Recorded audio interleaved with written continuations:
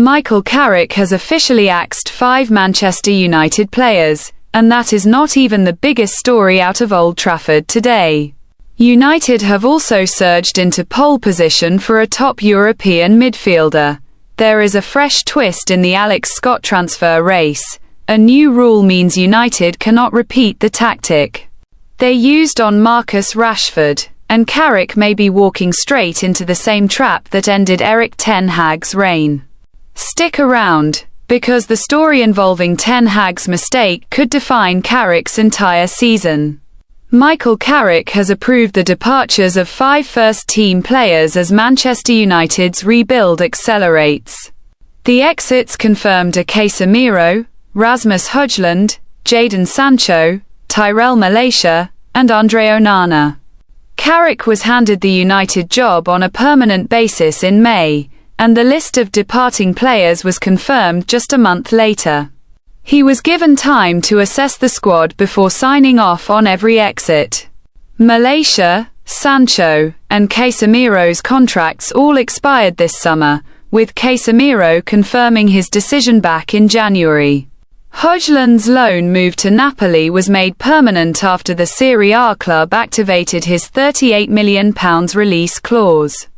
Onana extended his loan spell at Trabzonspor for another season after helping the Turkish club finish third and win the Turkish Cup. Before we go further, if you are serious about following every Manchester United transfer development as it happens, this is exactly why you should subscribe to Final Whiz. We break these stories the moment they land, and today's update alone covers 5 separate transfer developments you will not want to miss. Hit subscribe, like this video, and drop a comment telling us who you think Carrick should sell next. Malaysia remains a free agent following his United exit, with Celtic and Napoli previously linked with interest in signing him.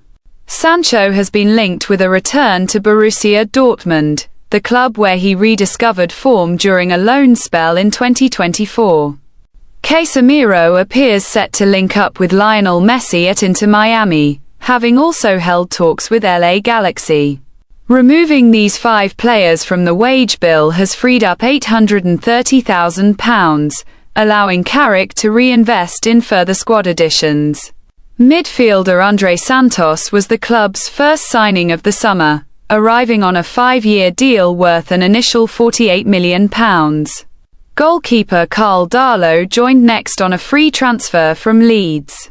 Youri Tielemans arrived from Aston Villa for £35 million to strengthen the midfield, and winger Tynan Thompson was signed from Tottenham, expected to split time between the first team and the under-21s. United remain interested in several additional targets as the rebuild continues, including Bournemouth's Alex Scott. Scott has turned down a new contract at Bournemouth, a decision that has improved United's chances of signing him this summer. Bournemouth expect Scott to stay for the coming season, but Carrick remains firmly interested in the midfielder.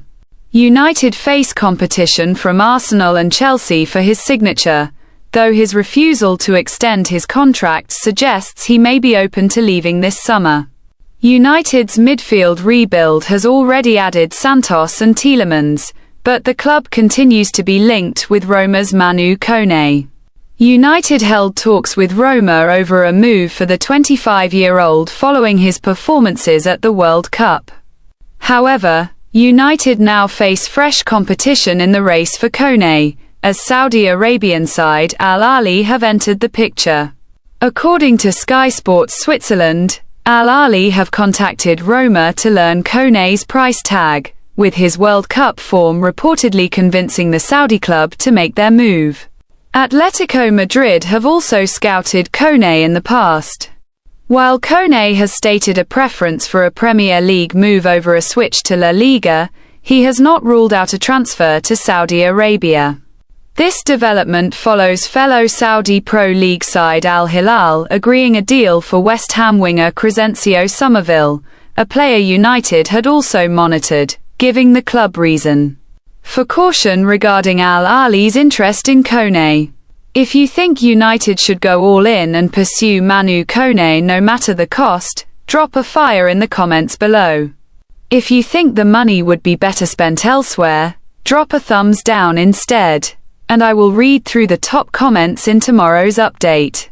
Bournemouth midfielder Alex Scott's transfer situation has taken a further twist after Chelsea had a £64 million bid rejected for the player. Scott is reportedly pushing for a move to Chelsea following that bid, according to The Standard, with no intention of committing to a contract extension at Bournemouth. Scott has 2 years remaining on his current deal, and despite his determination to leave this summer, Bournemouth insist he is not for sale. The club offered Scott a new contract in March, but talks have stalled amid his focus on leaving the South Coast. Scott featured in all but 3 Premier League fixtures for Bournemouth last season, contributing to the club's 6th-place finish and their qualification for the Europa League. He also received his first England senior call-up in November, joining Rio Ngumoha, Jack Stevens, Josh King, and Ethan Wheatley for a preparation camp ahead of the World Cup. United face competition from Arsenal, Manchester City, and Tottenham for Scott, in addition to Chelsea's interest. Scott's representatives have held talks with both United and Arsenal, and a final decision is expected within the next fortnight, meaning this saga could be resolved before the next update. New FIFA rules will prevent Manchester United from repeating the tactic they used on Marcus Rashford last season. Rashford secured a season-long loan to Barcelona a year ago, but only after being separated from first-team training by then-manager Ruben Amorim. Amorim kept Rashford alongside Alejandro Garnacho, Antony, Jadon Sancho, and Tyrell Malacia away from the main group, instructing them to find new clubs before the transfer deadline. Speaking at the time, Amorim said, "I know that is not a good thing to have players in this situation, but it's clear they want to play for a different club. So I have to try to imagine having the training with the guys that I think are going to be the future, and the other guys are training and preparing for the next chapter. All except Malaysia secured moves away from the club before this summer's release. Under new FIFA regulations, players will be able to demand a free transfer if a club separates them from training in an abusive manner. FIFPRO stated, demoting players, forcing them to train in isolation as a form of pressure, withholding passports, or abusing registration procedures are now expressly prohibited. The new rule takes effect on January 1, 2027, though clubs may choose to abandon the practice before that deadline. United were not the only club using this approach last season, as Chelsea handled several players similarly, including Ben Chilwell and Raheem Sterling. This is not only a United story, as it is set to change how every club in Europe handles unwanted players going forward. Manchester United's summer signings of Andre Santos and Youri Tielemans indicate a tactical shift under Carrick.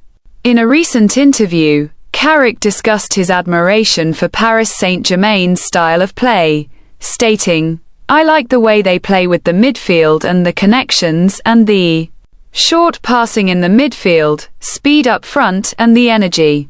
Carrick won more points than any other Premier League manager following his interim appointment, yet United had just 32% possession against Manchester City and 43% against Arsenal during his first 2 matches in charge. The goal that began his tenure, the winner in the Manchester derby, came from a rapid counter-attack finished by Bruno Fernandes. United's summer transfer business suggests Carrick wants his side to control more matches through possession rather than transitions. Tielemans and Santos both possess passing and positional versatility suited to a possession-based system. Erik ten Hag pursued a similar shift after his first season in charge, signing Onana to build from the back and Mason Mount to operate as a deeper, technical midfielder. United began the 2023-24 season with a narrow 1-0 win over Wolves before losing to Tottenham, and their tactical approach was widely criticised following a defeat to Galatasaray in The Champions League. United finished 8th in the Premier League that season despite reaching the FA Cup final. The central lesson from Ten Hag's failed shift was that the success of a tactical change depends on recruitment, not philosophy alone. United finished 3rd in the Premier League during Ten Hag's first season while playing a more transitional style, and also won the Carabao Cup that year.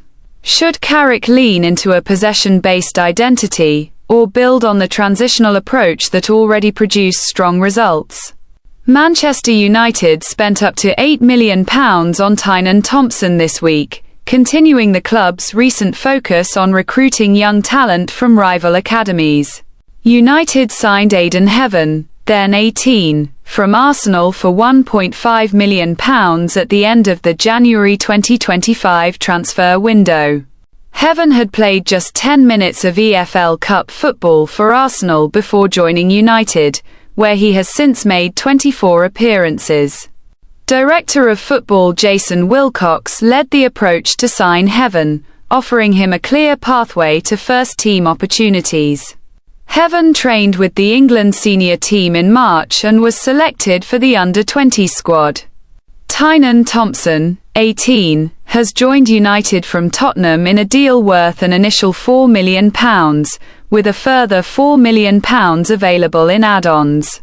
Thompson has been training individually to settle into the squad, and is expected to feature in pre-season friendlies against Atletico Madrid and Paris Saint-Germain in Sweden. United are using the pathway created for players like Heaven as a recruitment tool when competing for young talent against clubs offering higher wages. So today alone brought 5 confirmed exits, a new midfield transfer twist, and a tactical direction that could define Carrick's entire season at Old Trafford. If you want to stay ahead of every one of these stories the same day they break, subscribing to Final Whiz is the easiest way to do that, and it genuinely helps this channel keep growing. Tap the notification bell as well, because situations like Koné's transfer race could change by tomorrow. Let us know in the comments who else you think Carrick should move on this summer, and whether you are backing a move for Manu Koné.